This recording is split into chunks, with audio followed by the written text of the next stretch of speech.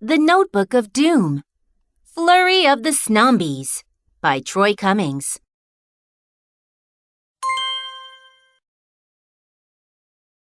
Chapter 1. First Day of Bummer. Alexander stepped out of his air-conditioned house and into a volcano. Actually, it wasn't a volcano. It was his front porch. "Shake a leg, kiddo!" his dad shouted from the driveway. "Ugh," Alexander groaned. "It's 1,000,000 degrees outside." "You're right," his dad said. "The perfect day to start summer camp." By the time Alexander got to the car, he was drenched with sweat. "A week at Glamp Gloomy will be super neat," his dad said. He tossed Alexander's sleeping bag into the trunk. "You'll learn great survival skills." Alexander slumped into the back seat. He already had great survival skills. Ever since moving to Sturmont, he had survived being stomped, chomped, and swallowed by all kinds of monsters. He and his two best friends were members of a monster fighting club called the Super Secret Monster Patrol, SSMP for short. Alexander buckled his seatbelt. "It's just," he said, "I'm not really much of a camper." "Oh, Al," his dad said, turning on the car. "Just give it a shot. I loved summer camp when I was a kid." Alexander sighed. "And don't forget," his dad said, "Rip and Nikki will be there too." Alexander smiled a little. "This week is going to be hot, stinky, and totally crummy," he thought.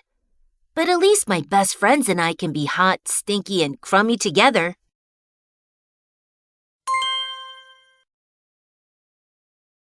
Chapter 2. Uphill Drive. The car began winding its way up into the Gloomy Mountains. The town of Sturmont was laid out below like a bunch of dollhouses. Alexander could see the water tower, his crumbling old school, and the brand new school where he'd be going this fall. Crunch! Alexander's dad turned onto a gravel road. Alexander had spent plenty of time in the woods behind his house, but these woods felt wilder. The trees were taller, the hills were steeper, and the shadows seemed darker. Whoosh! Just up the road, something gray and fuzzy darted through the trees. "Holy molars!" Alexander's dad shouted. "Did you see that?" Alexander gasped. He grabbed a book from his backpack, the official SSMP Monster Notebook. Alexander never left home without it. He flipped it open. Skeeter copter, two-headed mosquito with spinning blades. Habitat, tents, backyard BBQs, swimming holes. Psht! Skeeter copters love the smell of bug spray. Diet, human blood. Behavior. These blood-sucking bugs slice through tents to snack on snoozing campers. Warning. If you must go camping, zip yourself all the way up in your sleeping bag. Leave no skin exposed. "That vulture was huge," said Alexander's dad. Alexander snapped the notebook shut. "A plain old bird?" he thought. "That's not even close to a monster." They drove deeper into the forest. The gravel road became a dirt road. Then the dirt road became a narrow, weed-covered lane. They came to a stop at a crooked gate. Camp Gloomy. Alexander's dad turned off the car. "Well, here we are," he said. They stepped out and looked around. The forest was silent. "Where is everybody?" said Alexander. Creak, erg, whoosh. A hairy beast man leaped over the gate, landed with a grunt, and rushed toward Alexander.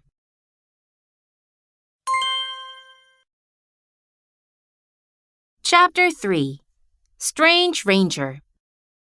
"Howdy, I'm Ranger Harry," said the man at the gate. He looked like a cross between a bear and a lumberjack, in sandals. "Oh, hi," said Alexander's dad. "Glad to see a friendly face." Ranger Harry knelt down by Alexander. He had a bushy ponytail, a shaggy beard, and the hairiest arms Alexander had ever seen.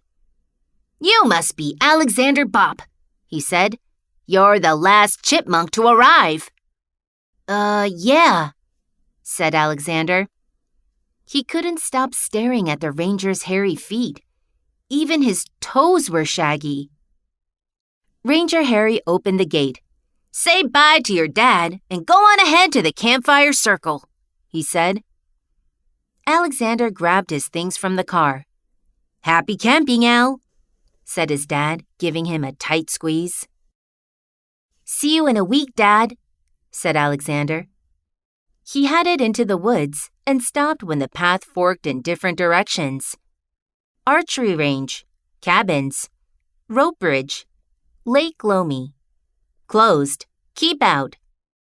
Great, thought Alexander. There's no sign for campfire circle. I've been at camp for 2 minutes and I'm already lost. "Salamander!" shouted a voice. "Where have you been, Salamander?" shouted another voice. Alexander grinned. Only 2 people called him Salamander, the other 2 members of the SSMP. "Rip! Nicky!" he shouted. He turned to see his friends running down the trail. They were both soaked with sweat. Instead of her usual hoodie, Nicky wore a floppy yellow sun hat. "What a hat!" said Alexander. "Hat?" said Rip. "It looks like a glob of pizza dough landed on her head." Nicky rolled her eyes. "This big hat keeps me shaded," she said. "It works better than sunblock." Nicky was secretly a monster called a jampire. A good monster. Must avoid sunlight. Sees in the dark. Likes red juicy food. Alexander wiped the sweat from his brow. "So guys," he said, "which way should we go?" "Beats me," said Rip. "Ranger Scary sent us out on our own too." They tried a few trails and finally found the campfire circle. 3 other kids stood near an empty fire pit. Behind the pit was a hill of white grainy stuff that looked like sand. Ranger Harry stood on the hill. "Hello, possums!" he shouted. "Welcome to Camp Gloomy." He tugged at his beard. I thought there'd be more of you," he said. "Oh well, tell us who you are and why you're here." "Why did you come to Camp Gloomy?" "Anna, to hike." "Nicky, to swim." "Alexander, to relax." "Leo, not to listen to ghost stories. Seriously, guys." "Rip, Mom said I had to." "Dottie, I like bunnies." "Get ready for the happiest, campiest week of your lives," said Ranger Harry. "But also, get ready to learn how to survive." He slid down the hill, raising a cloud of white dust. "The sun's about to set, so let's go to our cabins. Any questions?" Alexander raised his hand. "Where did that big pile of sand come from?" Ranger Harry laughed. "This isn't sand," he said. "It's salt." Camp Gloomy was built on an old salt mine. Miners would dig up salt from inside this mountain. Then they'd ship it to restaurants, road crews, and pretzel factories. Rip wiped his forehead on his sleeve. "Are you sure that salt didn't come from dried-up camper sweat?" Alexander gave his own shirt a sniff. "Ugh, our week at camp is really going to stink."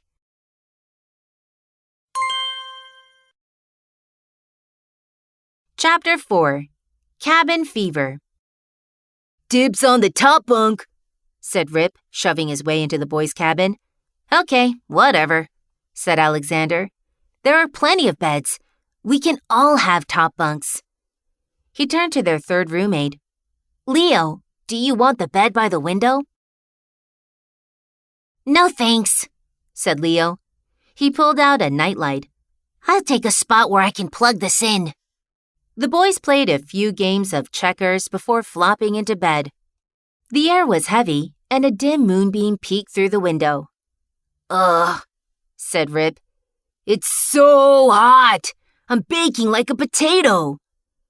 "I'll open the window more," said Alexander. "No!" cried Leo. He jerked his blanket over his face. "Oh," said Rip. "Maybe it's time for a ghost story." Clink. Alexander and Rip looked to the window. "Did you hear something?" asked Leo. Clink, clink. Alexander sat up.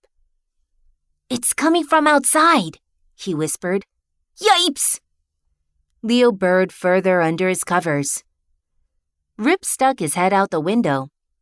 "There's nothing there, guys," he said. "Just trees and mountains and junk like that." "I bet it was a raccoon," said Alexander. "That was no raccoon," Leo muttered from his blanket. "It was a ghost." "Oh, come on," said Rip. "Ghosts aren't real." "Now monsters, on the other hand," added Alexander. "Gah!" Leo screamed. "Oh, sorry," said Alexander. "Don't be scared. We're totally safe in our cabin." Something pounded at the door. The boys shrieked. Creak. Ranger Harry stuck his bushy head in the cabin. "Nighty-night, Badgers," he said.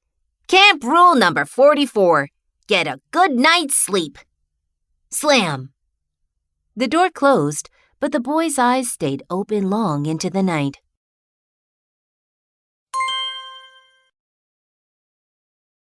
Chapter 5. Rise and Whine. Blarp, blarble, blarp. Alexander woke to a buzzy honking sound coming from outside. "What is that?" he asked. "A bird, maybe?" said Leo.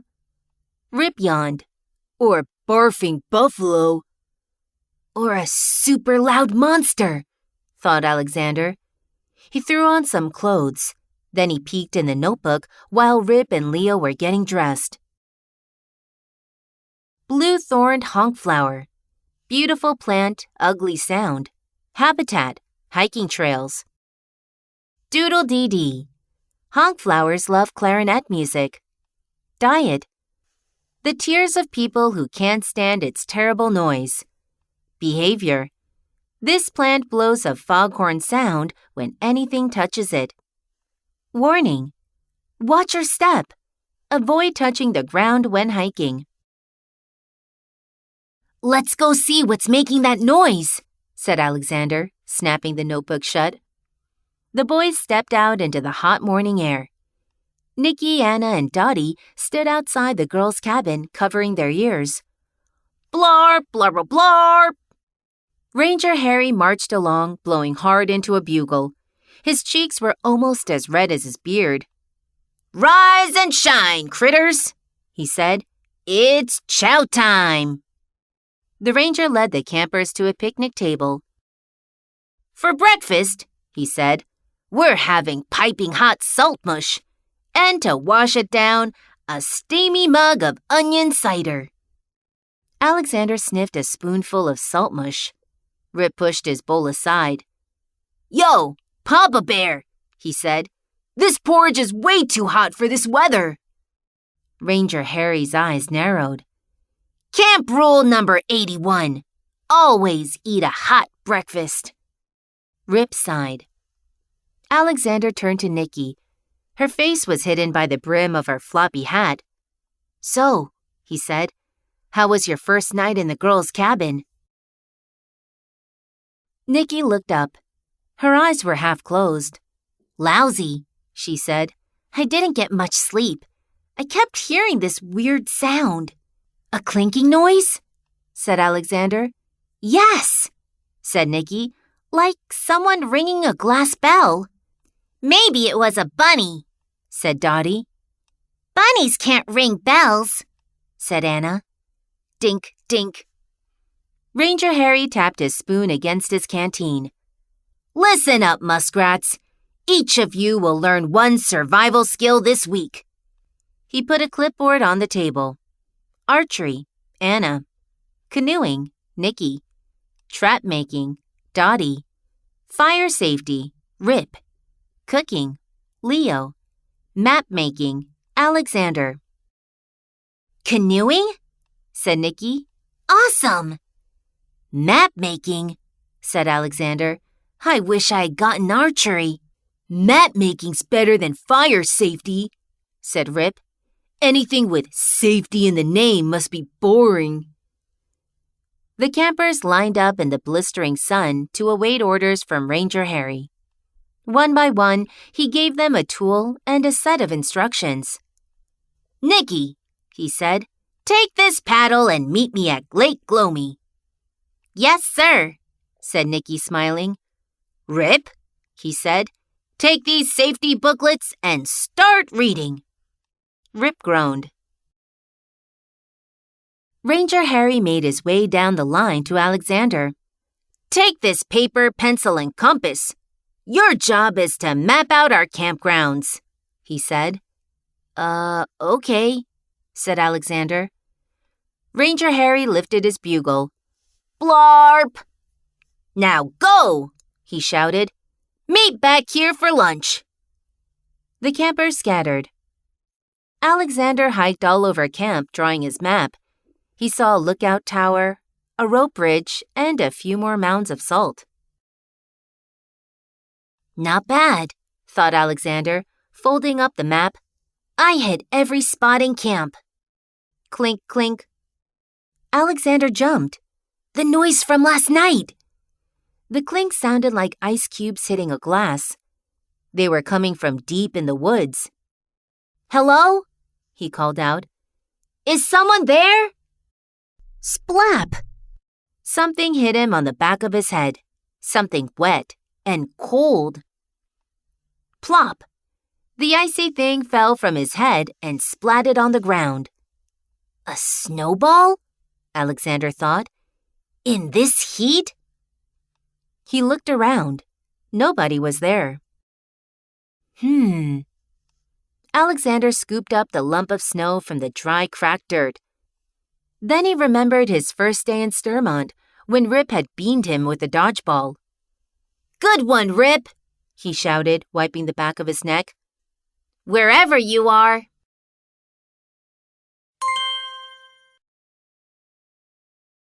Chapter 6.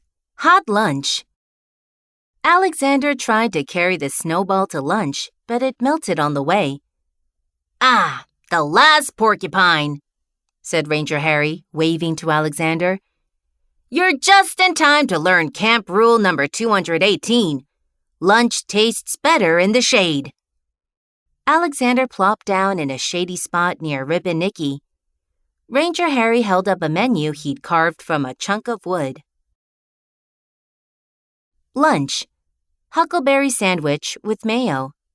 Trail mix, extra chunky. Bug juice, less chunky. Eat up, said Ranger Harry. Bug juice? Said Rip. Black. Nikki drank hers in one gulp. She gave Rip a big red smile. You goofball, she said. Bug juice is camp talk for fruit punch. Crunch. Alexander ate a handful of trail mix. It tasted like mixed up bits of trail. Guess what? He said. I heard that strange clinking sound again, just before I got smacked with Rip's slush ball. He turned to Rip. Where'd you find the snow anyway? Snow? Said Rip. How could there be snow here at Camp Sweatbox? Alexander nibbled on his sandwich. Well, somebody splatted me. It wasn't me, said Rip. I've been parked on that salt mound all morning reading about fire safety. And I've been canoeing, said Nikki. I can almost steer. Rip snatched the mat from Alexander's backpack. Okay, weenie, Let's see what you've been working on." "Wow," said Nikki. "Great map, Salamander." "Thanks," said Alexander. "But map making's still not as fun as canoeing or archery or trap making," said Dottie. She held up a huge net woven from little straps. "I made it to catch pet bunnies." "That trap could catch 50 bunnies," said Anna. "Or a bear," said Leo. "Blarp!" Ranger Harry blew into his bugle. "Ranger Blurry really needs a new horn," said Rip, plugging his ears. "Listen up, squirrels," he said. "My beard is drooping. That means it's way too hot. So this afternoon, we're going to rest in our cabins. Then tonight, we'll take a long hike." "Like in the dark?" said Leo. He gulped. The campers trudged back to the cabins. "Guys," Alexander whispered to his friends, "keep your, ears peeled for that clinking sound. It could be coming from a monster." "A monster? Up here?" asked Nikki. "I think this heat is really starting to get to you, Salamander," said Rip. "Maybe so," said Alexander, touching the back of his neck. "But where did that snowball come from? And how come my neck still feels cold?"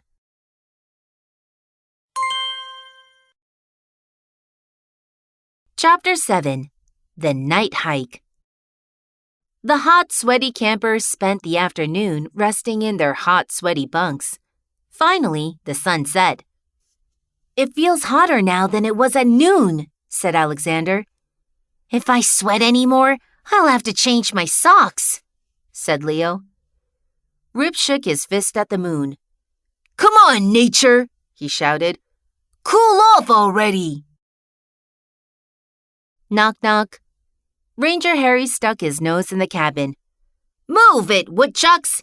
It's time for our hike under the stars."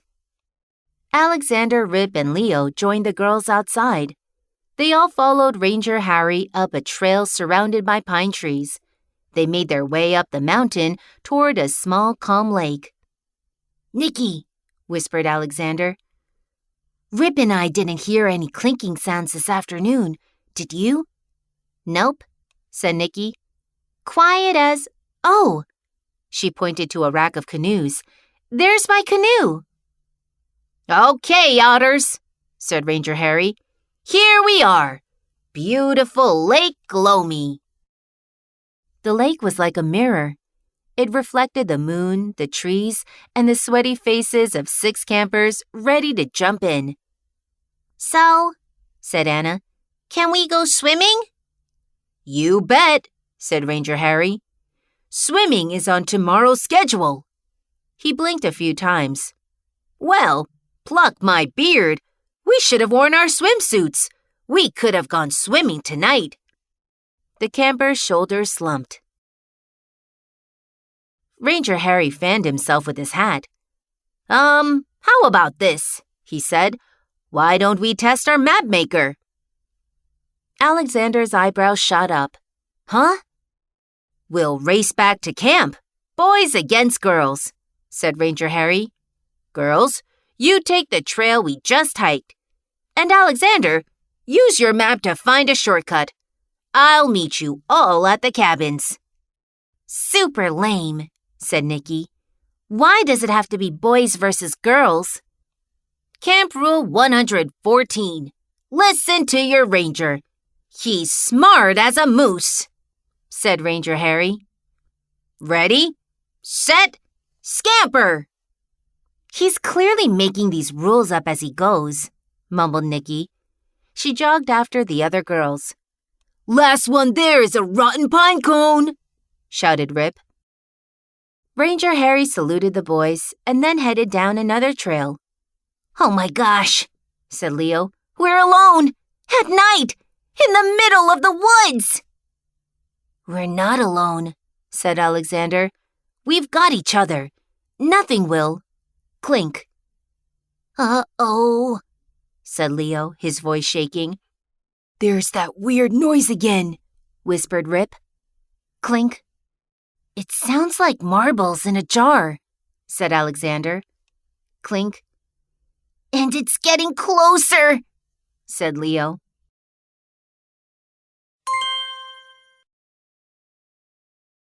Chapter 8.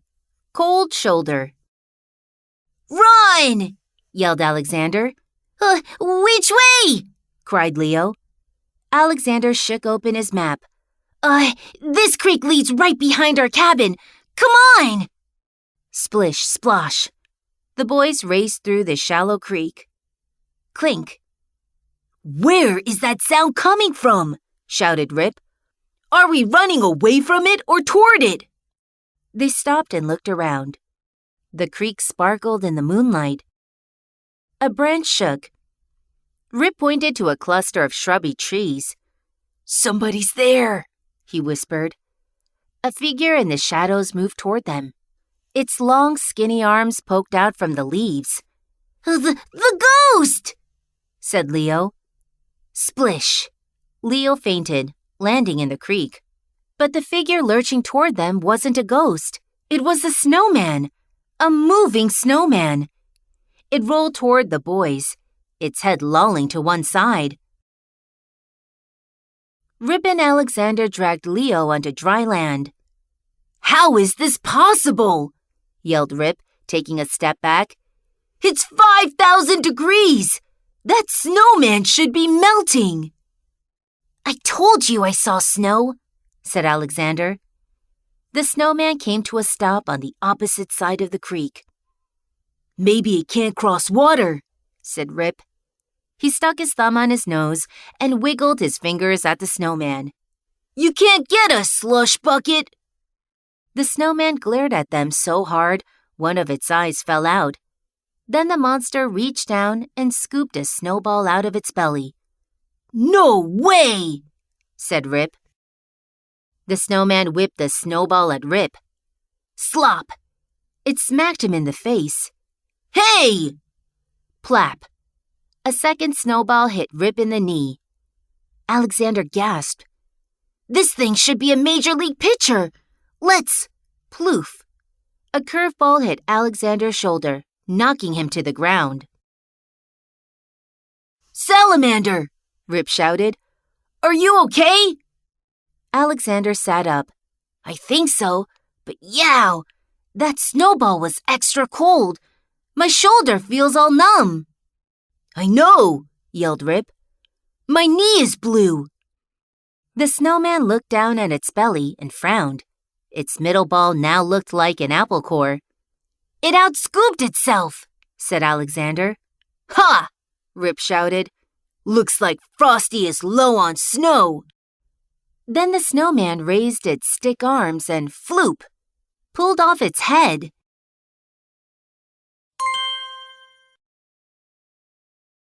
Chapter 9. Heads Up. The snow monster tossed up its head and bap, spiked it like a volleyball straight for Rip. The flying head stared at Rip with its one eye as it cannonballed through the night air. Duck! Shouted Alexander, tackling Rip. The flying head missed Rip, but not Leo. Pliff! Leo blinked and sat up. Where's the ghost? Why's my face cold? Where'd this carrot come from? Alexander and Rip looked back. The headless snowman had melted into a pile of slush. Hello, called the voice. It's almost lights out. Back to your cabins, hedgehogs. Leo stood up. That's Ranger Harry.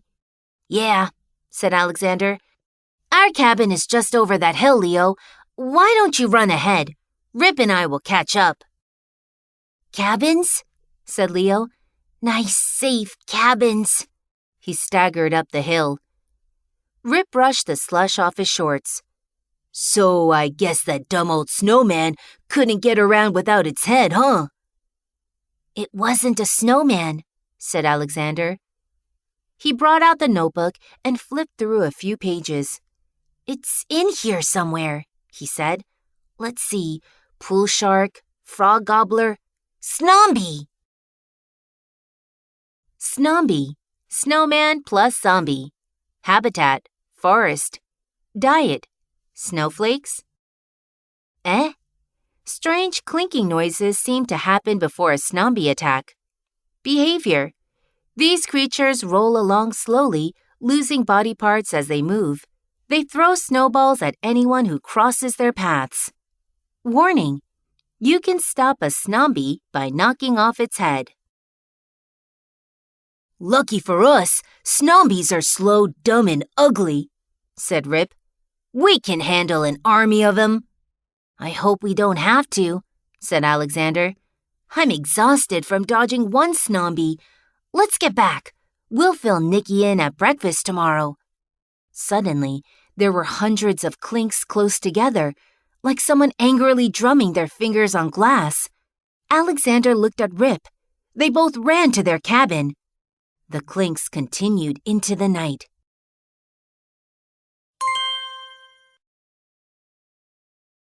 Chapter 10. Snow Day. Alexander heard a new sound when he awoke, the sound of his teeth chattering. The cabin was freezing.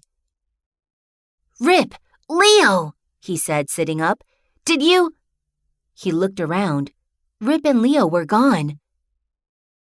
Arr! Someone was shouting outside. Alexander tried to look out a window, but it was frosted over. He hopped out of bed. He hadn't packed any warm clothes, so he threw on some shorts and a shirt over his PJs. Then he opened the cabin door and gasped. The entire camp was covered in a deep layer of snow. The other campers were running every which way, laughing and throwing snowballs. Nicky and Rip tromped over, waving. Nicky had tied her yellow floppy hat down over her ears. Salamander, said Rip. While you were hibernating, I told Nicky all about the Snombies. It's crazy, said Nicky. Did they make this super fun blizzard? I don't know, said Alexander. The notebook says they're made from snow, but it doesn't say anything about Snombies making snow. Blarp! Ranger Harry marched out, still wearing shorts and sandals. This snow is terrific, he said. Now we can learn winter survival skills. The ranger handed everyone a shovel. Rip groaned. Camp rule number 19. Work to stay warm, said Ranger Harry. You'll all clear different paths around camp. He brought out his clipboard. Shovel duty. Alexander and Rip, cabins. Nicky, rope bridge trail. Anna and Leo, campfire circle. Salt duty. Dottie. Dottie raised her hand. What's salt duty? She asked. You'll be spreading salt on the snow to help it melt, Ranger Harry explained. Just like my dad salts our driveway in the winter, Alexander said. Yup. And when everyone's finished, Ranger Harry said, head to the campfire circle. We're going to cook slusses. What are slusses? Asked Anna. They're like s'mores, said Ranger Harry. Yay! Cheered the campers. But without the chocolate and the graham crackers, Ranger Harry continued. And instead of marshmallows, I used dandelion patties. Boo, said the campers. Get busy, gophers, said Ranger Harry. I'm going to find firewood. He headed to the trees. Everyone began clearing their trails. Watch where you shovel, said Dottie. My bunny trap is somewhere under the snow. Alexander and Rip dug a circle around the cabins. Nicky plowed her way over a hill. After a few minutes, Alexander stopped shoveling. Rip, he whispered. Did you hear something? Clink, clink. It's coming from over by the rope bridge, Rip said. Nicky, said Alexander. They threw down their shovels and followed Nicky's footprints. A round snowy figure stood on the bridge. Is that the Snombie from last night? Said Rip, squinting. It doesn't look the same, said Alexander. This one had no arms and no face, and it was wearing a floppy yellow sun hat.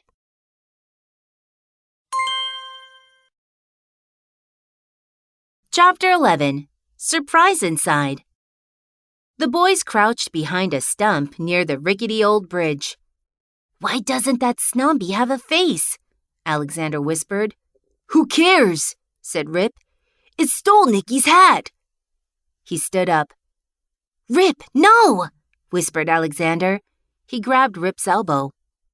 Rip broke free and charged onto the bridge, swinging his fists. "Nobody steals from the SSMP!" he shouted. The snowman didn't move. Ploff! Rip knocked its head off with a single punch. He caught Nicky's hat before it hit the ground. The snowman's body shook. Clumps of snow fell away from its middle ball, revealing a blue-faced girl with fangs and braces. "Nicky!" Alexander ran over. He and Rip brushed away the snow. "How did you get covered in snow?" Rip asked. "The Snombies got me," she said, shivering. "I heard that clinking noise, and a bunch of Snombies rose up from the snow. They clobbered me with snowballs until I was covered. I couldn't move. I think they were trying to freeze me." Clink, clink.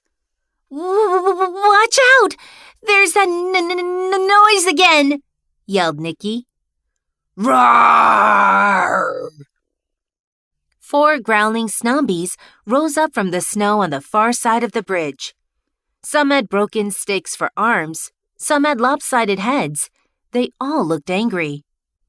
The bridge shook as the monsters rolled toward Alexander, Rip, and Nicky. "Let's knock their blocks off," said Rip. "No way! There are too many of them!" yelled Alexander. "And besides, Nicky is still half frozen."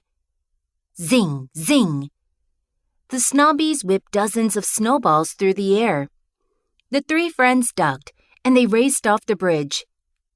"It's hard," said Nicky, "to run in snow." "Head to the salted path," said Alexander. "There's hardly any snow there." "Yeah," said Nicky, "and the Snombies seem to be avoiding that trail." They soon made it back to the cabins, leaving the monsters behind. "Luckily, Snombies move slower than cold snot," said Rip. Nicky dashed into the girls' cabin. She came back out a minute later in dry clothes, wrapped in a towel. "I'm warmed up and ready for battle," she said. "Let's—" "Arg! Those screams are coming from the campfire circle," said Rip. "The other campers," said Alexander. "We have to help them."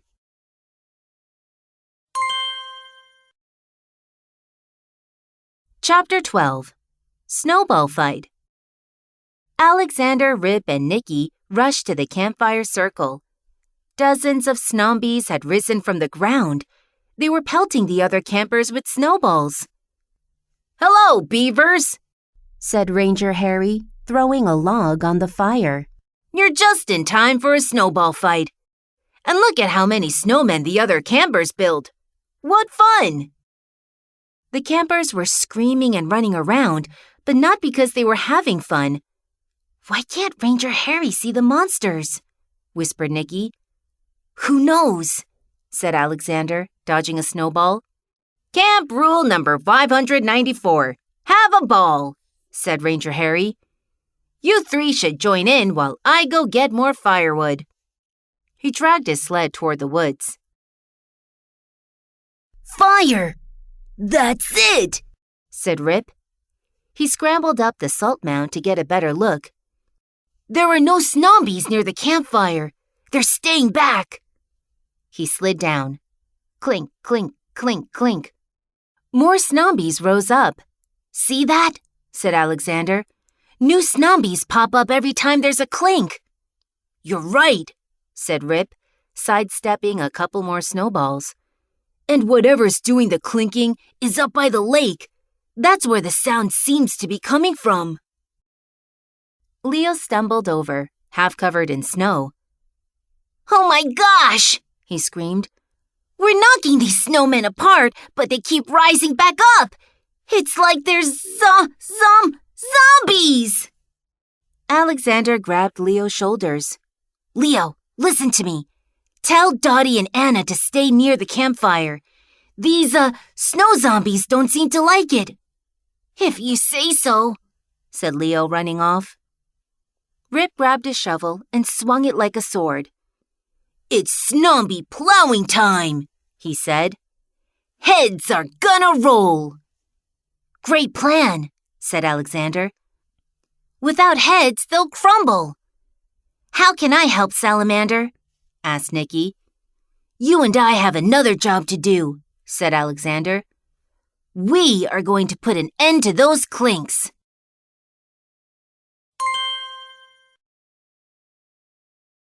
Chapter 13. The Clinker. Alexander and Nicky followed the strange clinking sound up the snowy mountain. So, what do you think is making that sound? Asked Nicky as they reached Lake Lomi. Clink, clink, clink. Alexander peered out across the icy lake. I think we're about to find out, he said. See that house out in the middle of the lake? Yeah, said Nicky. Is it moving? Actually, it wasn't a house. It was a gigantic ice cube with icicle fangs, cold eyes, and blocky fists. It used its spiky knuckles to pull itself across the frozen lake. Oh no! Shouted Alexander. That ice block is headed this way! The monster skidded to a stop, spraying Alexander and Nicky with shaved ice. Hello, warm bloods, it said. Which one of you is the appetizer? And which is the main course? Alexander shivered. You want to eat us? He asked. I sure do, said the monster. I'm the Ice Crusher.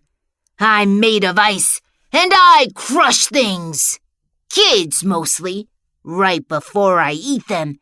And right now, I'm ready to eat. We don't taste very good, said Nicky, taking a step back. Oh, you're too warm to eat now, said the Ice Crusher. That's why I whipped up my Snombies to turn you campers into kid pops. And then, chomp! The Ice Crusher slammed its fists together. Clink! 2 more Snombies rose up. They began windmilling their arms, hurling a flurry of snowballs at Alexander and Nicky. Run! said Alexander. Alexander turned and wham! Crashed into the canoe rack. One of the canoes fell to the ground. Get in, said Nicky. She grabbed a paddle. We'll ride out of here. Not so fast, said the Ice Crusher. The giant block of ice pressed its fists into the ground, lifting its body above Alexander and Nicky. Nicky gave the canoe a shove as Alexander hopped in. Phoom! The monster's body came down like a sledgehammer, crushing the rest of the canoes. Alexander and Nicky's canoe shot down the mountain. The monster raced after them. You can't outsled me, it yelled. I'm made of ice!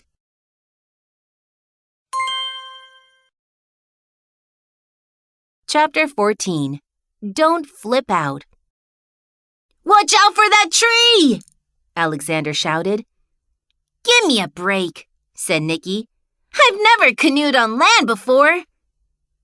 They rocketed down the mountain, catching air on corners as Nicky tried to steer with her paddle. Whoosh! The Ice Crusher sped closer. Alexander could feel its frosty breath on the back of its neck. It's gaining on us, he shouted. Snap! The monster chopped off the end of Nicky's oar and spat out the splinters. Nicky jammed her oar into the ground. The canoe banged to the right and tipped over, spilling Nicky and Alexander to the ground. The ice crusher smacked into the canoe. The monster flipped end over end. It came down hard, wedging itself between two trees. Thud! "Awesome, Nicky! It's stuck!" said Alexander. The ice crusher roared. It pounded at the trees. "Not for long," said Nicky.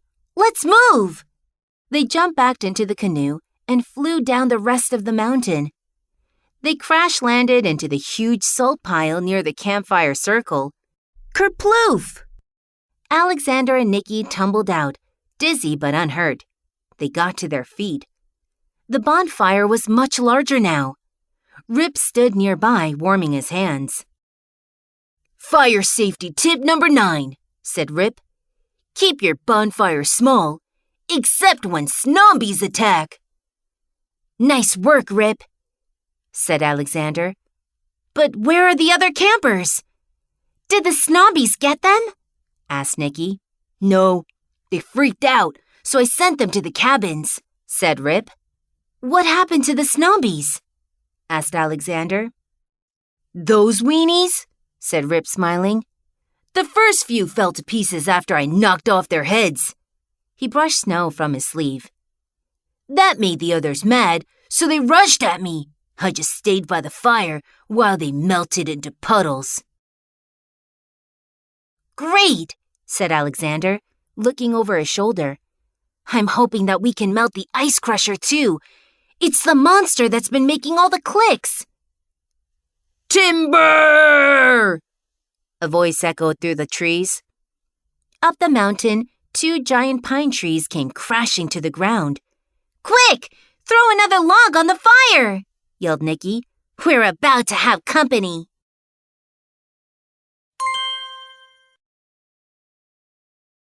Chapter 15. Royal Blockhead. The ice crusher barreled down the mountain. Alexander, Rip, and Nicky waited in front of the fire pit. "Ready?" whispered Alexander. The monster pushed its fists into the ground like ski poles, picking up speed. "I'm going to flatten you into baloney!" it roared. "Now!" Alexander cried. The 3 friends dove to the side. The ice crusher slammed on the brakes, but it was too late. The monster skidded to a stop, right in the middle of the bonfire. Hiss! A cloud of steam rose as flames flicked the monster's underside. "Ha!" said Rip. "Fire safety rule number 1. Never sit on a fire." But then, crunk! The fire was gone. The flames had hardened into blue icicles. "Do you think a little campfire can stop me?" The monster laughed so hard, icicles fell from its eyes. Then it picked up the frozen bonfire and wore it like a crown. "Silly meat creatures! I freeze out the summer sun. I make it snow. Fire can't hurt me." The ice crusher pounded its fists together with a thunderous clink. The sound echoed through the mountains. "Arise, my minions, and freeze those annoying kids!" Hundreds of Snombies shot up from the snow. "To the canoe!" Alexander yelled. They ran loops all around the Snombies and dove behind the smashed-up canoe. Heads spinning, the snowmen turned and twirled into one another like bumper cars. "Make way! Snow for brains!" hissed the ice crusher. "The warm bloods are hiding behind that canoe! I can hear them skittering around!" The ice crusher slid over to the splintered canoe and plucked it from the salt pile. 3 white, roundish figures stood behind the canoe. They had no arms and no faces. One wore a floppy yellow hat. The ice crusher grinned, flashing a mouthful of jagged, icy teeth. "Oh," said the monster. "Nice work, Snombies! You turned these pesky campers into kid pops after all." The ice crusher cracked its knuckles. It pounded the white, roundish figures into flat lumps, and then it swallowed them.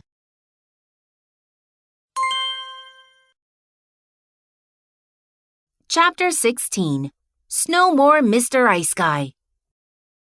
The ice crusher smacked its icy lips. "Yuck!"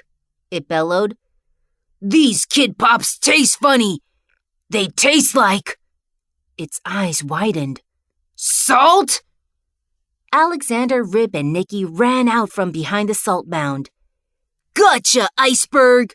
shouted Rip. "We made fake snow kids out of good old ice-melting salt."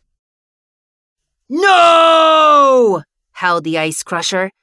The monster's face fell, and so did all of its other parts as it melted into a salty, slushy mess. Then, as quick as a sneeze, 3 things happened. 1. The sun appeared in the sky. 2. The temperature shot up to 99 degrees. 3.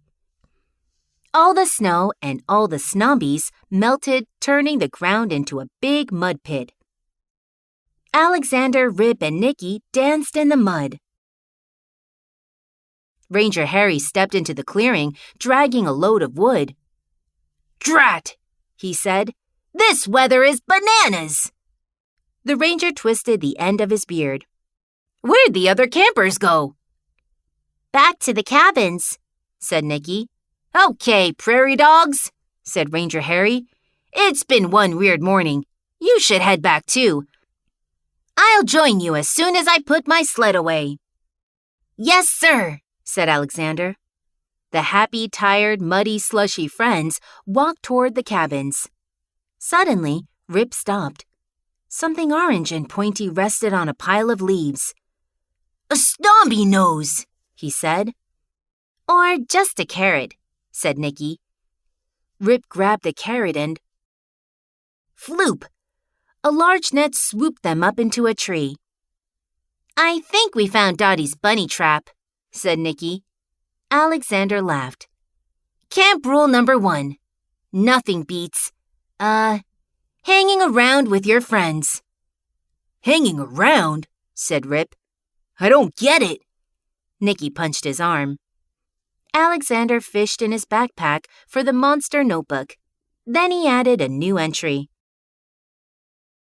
Ice crusher. A huge blockhead who needs to chill out. Habitat. Gloomy mountains. Diet. Frozen Kit Pops, hand-scooped by an army of Snombies. Clink. The ice crusher creates Snombies by clinking its fists together. Behavior. This cold-hearted monster can make a blizzard on the hottest day. Warning. Fire cannot melt an ice crusher, but 10,000 pinches of salt should do the trick. Troy Cummings. Has no tail, no wings, no fangs, no claws, and only one head. As a kid, he believed that monsters might really exist. Today, he's sure of it. Behavior. This creature takes soccer lessons from his 5-year-old. Habitat. Troy Cummings lives in a nice little house that has nice little raccoons on the roof. Diet. Biscuits with honey. Evidence. Few people believe that Troy Cummings is real. The only proof we have is that he supposedly wrote and illustrated the Incy Wincy Spider Freaks Out and Giddy Up Daddy. Warning. Keep